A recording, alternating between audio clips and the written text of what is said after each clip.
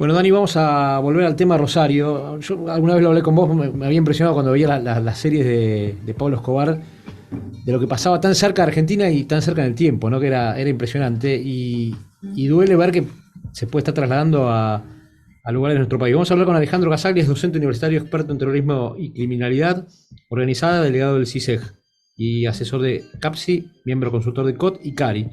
Todo eso para que nos cuente un poco cómo es esta situación. Alejandro, ¿qué tal? Buen día. ¿Qué tal? Buen día, ¿cómo están? Bien, muy bien. Nada, queríamos hablar con vos que tenés un poco más claro el tema de si lo que está sucediendo en Rosario es una escalada, si es algo que desde la comodidad de la ciudad de Buenos Aires lo vemos como lejano o es algo al que hay que prestarle más atención.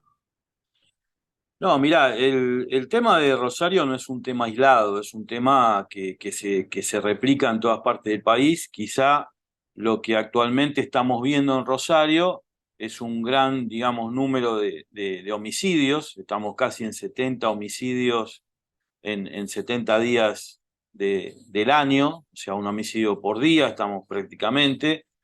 Pero también en el Gran Buenos Aires tenemos nuestra problemática, la ciudad de Buenos Aires, también, bueno, ayer me escribieron de Mendoza, Córdoba, y o sea, es una realidad que no escapa al país. Lo de Rosario pasa que hay un enfrentamiento entre bandas por dominio territorial. Esto se ha dado en otras partes del mundo, es decir, por ejemplo, en Brasil, en la época antes del 2018, mientras estaban en paz el PCC con el Comando Vermelho y la Familia do Norte, que son las tres principales organizaciones criminales de Brasil. Digamos que los estándares, los números de homicidios estaban bastante bajos. A partir del 2018 se rompe la tregua, empiezan los enfrentamientos y ahí es como que se toma la realidad de lo que está pasando. Entonces, cuando hay enfrentamiento de bandas por dominio territorial, empezamos a ver estos homicidios. Sumado al tema de las extorsiones, que como yo siempre digo a mis alumnos, y lo digo en todas partes, la extorsión está en el ADN del crimen organizado. Por más que recauden infinidad de dinero producto del narcotráfico, es la actividad criminal más rentable de hace unas décadas, la extorsión no la van a dejar de lado porque es no solamente para recibir también caudal de dinero, sino para mantener, entre comillas, el orden dentro y fuera de los límites de la organización. Ujú. Bien, y no, decías esto de que no es solo un fenómeno de Rosario. Había analistas políticos que hablaban esta semana, a raíz de lo que pasó en Rosario, del temor que hay en la provincia de Buenos Aires, en el conurbano, de que el narcomenudeo y este tipo de organizaciones que parecen chicas pero tienen pesos, desborde la situación social en el conurbano, ¿no? Sí, claro, a ver, el tema es, te repito lo mismo, el tema es el dominio de las calles por el tema de la venta al menudeo, que es lo que Sí. vemos nosotros, que se ha visto en otras partes del mundo. Eh, y este enfrentamiento que trae por dominio territorial se traduce en muertes. Pero por eso digo, es un tema que ahora se está visibilizando el tema Rosario, pero es un tema que se viene repitiendo. Acá, por ejemplo, entre los años 80 y 90, en la Villa 1114, acá en la ciudad de Buenos Aires, hubo enfrentamientos entre organizaciones criminales peruanas y paraguayas. Hubo incluso en el barrio 31, Villa 31, hubo un tiroteo cuando se estaba realizando una peregrinación de una virgen peruana, y hubo chicos, mujeres baleados. Es decir, no es algo de ahora, es algo que ahora se visibiliza porque, bueno, se produce un enfrentamiento entre los clanes criminales que hay en Rosario y este gran número de muertos. Pero no escapa al Gran Buenos Aires. De hecho, acá en la ciudad de Buenos Aires, hace un par de días atrás, hubo un enfrentamiento en el barrio Ciudad Oculta y hubo un enfrentamiento a tiros donde hubo muertos. O sea, y también si nos remontamos hace unos meses atrás, vemos el caso de 3 de febrero, podemos ver el caso en La Matanza, podemos ver el caso en Loma de Zamora, Quilmes, Avellaneda, que son, digamos, territorios grandes y que a veces se tornan incontrolables. Ujú. ¿Por qué Alejandro genera tanto dinero el narcotráfico en medio de una pobreza creciente y en villas, en barrios populares? ¿Cómo es la dinámica del negocio, digamos, para que genere tanto dinero? Mirá, el negocio del narcotráfico precisamente está en el nombre de la actividad, es en el tráfico. Es decir, vos, por ejemplo, si hablamos del clorhidrato de cocaína, un kilo de clorhidrato de cocaína en Colombia, que es uno de los principales centros de producción, donde se produce, digamos, a nivel calidad, el mejor de los 3 lugares donde se produce en Sudamérica. Ahí un kilo de clorhidrato de cocaína puede estar entre 500 y $800. Vos ese mismo kilo lo ponés en Europa y vale 35.000, 50.000 euros. Entonces el negocio está en el tráfico. Ahora, esto también responde a un juego que nosotros conocemos en el juego de la economía, es decir, el juego de la oferta y la demanda. Para que haya demanda y me suban los precios, tengo que crear esa demanda. Entonces lo que tengo que crear es mayores mercados. Esos mayores mercados se traducen en más adictos. Adictos que hay técnicas para ir introduciendo a los jóvenes en el tema del consumo. Es decir, nosotros, por ejemplo, vemos el tema del Paco, que ahora está un poco opacado por el caso de la violencia, pero el tema del Paco, por ejemplo, hace 15 o 20 años atrás acá no se veía. ¿Por qué? Porque llegaba clorhidrato de cocaína. Ahora, el narcotraficante piensa como un comerciante, como un empresario. Los tipos dijeron, si perdemos un cargamento de 50, 100 kilos de clorhidrato de cocaína, perdemos una gran cantidad de dinero. ¿Qué pasa si nosotros traficamos pasta base? Por el otro lado, el que compra, es decir, en esta parte de la geografía donde compra, que también piensa con una mentalidad empresarial, dice, bueno, me sirve también comprar porque lo compro a un menor precio, lo termino de cocinar acá para convertirlo en clorhidrato y me sirve económicamente. Ahora, ¿qué pasa? Todo excedente, esa porquería que sale del último proceso para cocinar la cocaína, antes no lo teníamos porque no se cocinaba acá. Se empieza a cocinar y por un lado al principio eso se tiraba, pero después esta mentalidad entre comillas comercial, empresarial dice, ¿para qué lo vamos a tirar si aunque sea, claro, vamos a venderlo? Con esto creamos nuevas cadenas de consumidores.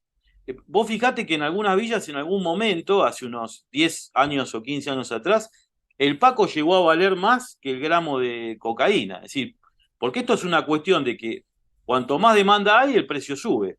Y así funciona. Lo que pasa es que para sostener este negocio, a veces yo escucho gente que livianamente manifiesta el tema de por qué no se legalizan las drogas, basándose en el famoso ejemplo de la ley seca en Estados Unidos. Bueno, primero que no guarda relación, es una tontería comparar alcohol con drogas, por más que el alcohol cree dependencia y adicción, etcétera. Pero el tema no es, digamos, el negocio del narcotráfico. El tema es que para sostener ese negocio, el gran ejercicio de la violencia. Y esto lo vemos en todas partes del mundo. Entonces, legalizar las drogas, en algunos lugares se han legalizado, en algunos lugares del mundo se han legalizado y no ha dado solución. No da solución, porque por otro lado, si vos creas un comercio legal, pasa como en todo tipo de mercadería, o sea, vos tenés el comercio legal de zapatillas y por otro lado vas a tener los falsificadores o los piratas del asfalto que van a vender de una manera ilegal. Es decir, no se pone orden con legalizar las drogas. El problema del tráfico de drogas es el ejercicio de la violencia, que es lo que está desangrando a Rosario. Y no puede disminuir esa violencia con una legalización, decís vos. No, no, para nada, porque las organizaciones, o sea, van a tener un competidor más. Y suponete, si empezamos a vender, suponete, marihuana, empezamos a vender en las farmacias, y en algún momento las organizaciones criminales van a empezar a atentar contra las farmacias, porque la farmacia se va a tornar en un competidor contra estas organizaciones criminales. Entonces no es una solución. Alejandro, más temprano escuchamos a Sergio Berni, el ministro de Seguridad de la provincia, hablando de un Estado ausente en Santa Fe y a la vez en otras declaraciones hablaba del ejemplo de Bukele en El Salvador, ¿no? Esto de armar grandes cárceles para apiñar, en este caso, narcotraficantes. ¿Coincidís con alguna de las dos miradas? Sí, mirá, yo a Bernie es un tipo que lo respeto mucho porque es un tipo que labura. Después, lamentablemente, bueno, está dentro de un gobierno. Sí, bueno, es su función también hablar. Está dentro de un gobierno que digamos, tira por la borda todas las intenciones o buenas intenciones que pueda tener él. Acá lo que se necesita es un tema de decisión política. Es decir, estos parches que se usan, incluso cuando Verdi fue secretario de Seguridad de la Nación, se hizo un operativo bastante importante en Rosario y se logró disminuir digamos, los porcentajes de homicidios, se logró disminuir un poco la violencia. Pero ¿qué pasa? La política produce que termina el impacto, las cámaras de televisión, los periodistas se retiran para atender otras cuestiones, reclamos de la sociedad, que el periodismo por suerte lo pone en el tapete, y de a poco volvemos a la normalidad, es decir, se van disminuyendo la cantidad de fuerzas federales, y vuelve nuevamente a tomar el control territorial del crimen organizado. Porque esto es una cuestión que pasa en todo el mundo y que venimos tratando, los que investigamos estos fenómenos, en varios lugares donde investigamos y colocamos nuestras investigaciones, se habla de la gobernanza criminal, que lo estamos viendo perfectamente en Rosario.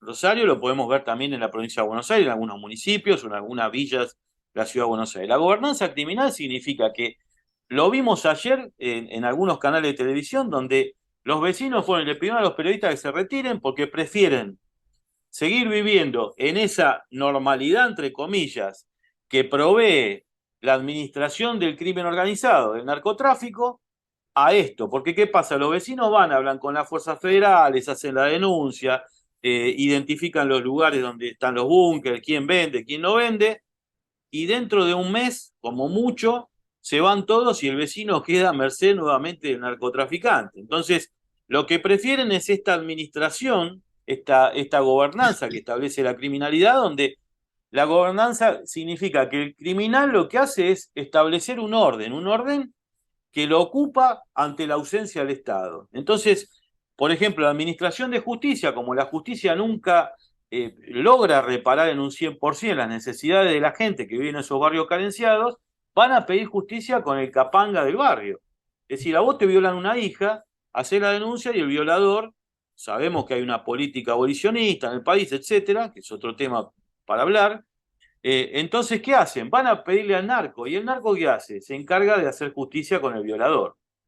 Porque a ellos les conviene mantener ese, entre comillas, orden para poder seguir ejerciendo su negocio, que es la venta de drogas.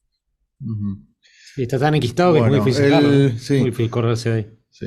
No, pienso que nosotros hemos escuchado tanto, bueno, en los últimos años, primero de Colombia, luego de México, ¿no? ¿En qué lugar decís que está hoy la Argentina en ese sentido? Mira, a nosotros lo que nos está salvando por ahora es que no tenemos todavía la gran cantidad de armas que hay, por ejemplo, en Río de Janeiro, en San Pablo, en Ciudad Juárez o en Medellín. No hay la cantidad de armas, pero ahí vamos. Yo hace poco me hizo una entrevista a un periodista de otro medio, un artículo que después me citó y me preguntaba, ¿cuánto vamos a tardar en convertirnos en México?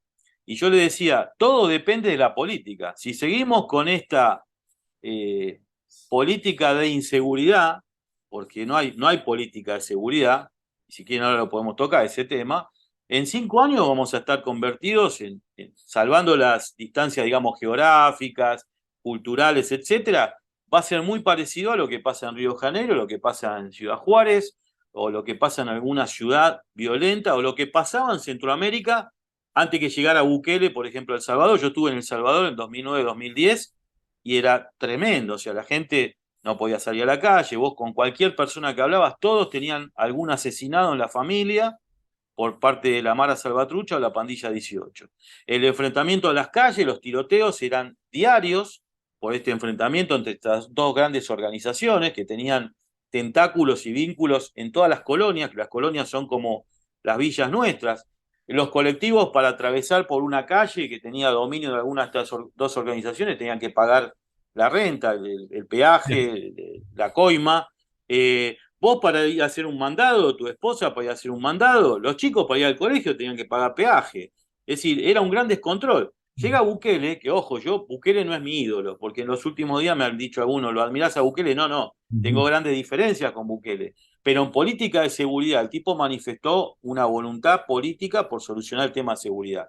a lo cual fue empujado, porque cuando él llegó a El Salvador, digamos que a Salvador, Honduras, Guatemala, no le quedaba otra salida que tomar esta decisión. Entonces, pero el tipo la tomó, porque hubo otros gobiernos anteriores a Bukele, gobiernos de derecha, gobiernos de izquierda, porque no es una cuestión ideológica, que incluso implementaron la ley de mano dura, la ley de super mano dura y fracasaron. ¿Por qué? Porque la ley vos la ponés, la impulsás, la sancionás, pero si no la aplicás no sirve de nada, es un papel escrito. Bueno, este tipo lo que hizo que con los elementos que había, la llevó adelante, la llevó a la práctica. Y bueno, lo que hizo es construir cárceles y en esas cárceles mantener un orden dentro de las cárceles. Porque a ver, si construimos cárceles nosotros acá, que ningún partido político habla de construcción de cárceles, porque no le suma votos, ¿no? Pero si acá construimos cárceles y seguimos que dentro de las cárceles administren los criminales, como está pasando, Sí.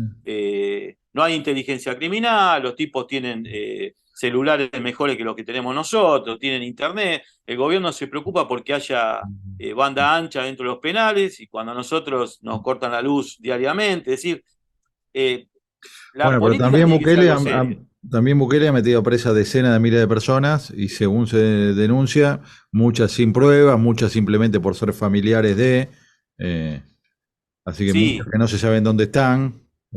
sí, sí, sí. Hay críticas a Bukele, por eso te digo que no es todo color de rosa. Bukele ha metido presos a opositores incluso. Lo que se ha aplicado en El Salvador, que ya se había aplicado y había fracasado, lo que aplican es la figura de la asociación ilícita, que la cual está aprobada con el solo hecho de estar tatuado. Claro. Bueno, Eh, por eso. Imagínate que entonces, todos los campeones del mundo van en cana, empezando por ahí. claro, no, pero ojo que el tema tatuajes es un tema, acá es diferente, Sí, ¿no? Pero allá sí. allá vos no te tatuás el tatuaje de la Mara Salvatrucha o la Pandilla 18 si no sos miembro, porque ellos mismos se encargan de sacártelo de una manera brutal. Entonces, cuando vos te tatuás es porque vos ya sos miembro de la organización. Entonces, es otra realidad a la nuestra, por ahora, es otra realidad a la nuestra. Pero bueno, se aplicó esa figura y se los mete preso. Pero también, a ver, como en toda guerra, porque esto podríamos decir que una guerra contra el crimen organizado en El Salvador, y siempre hay daños colaterales, con lo cual no tendría que haberlo, ¿no? No tendría que haberlo. Alejandro, recién hablabas de nuestra política de inseguridad. Brevemente, pues nos quedamos sin tiempo. ¿Cuál sería una política de seguridad para aplicar en Rosario y en todos los lugares del país, como vos bien mencionabas?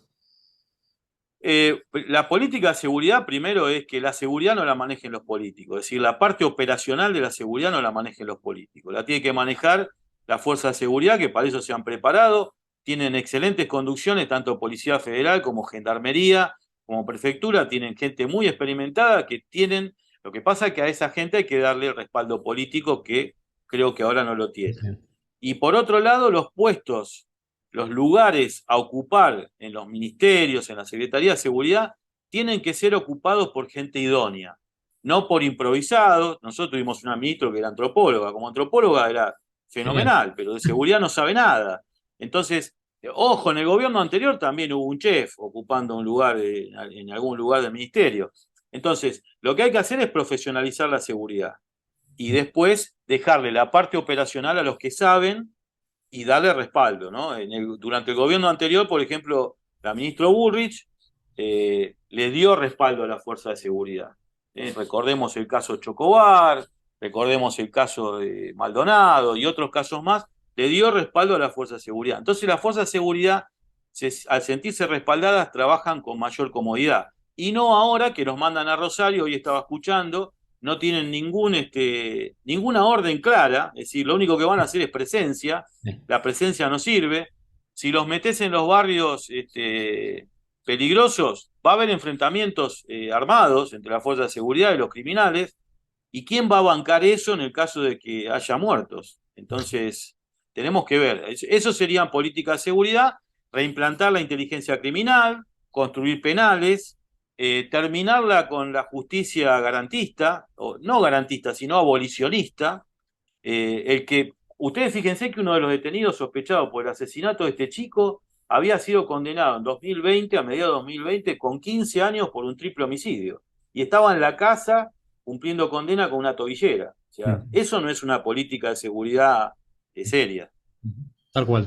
Bueno, Alejandro Casales, docente universitario, experto en terrorismo y criminalidad organizada, nos ayudaste un poco a entender este tema que lejos está de terminar, así que seguramente te volveremos a convocar. Gracias por este tiempo.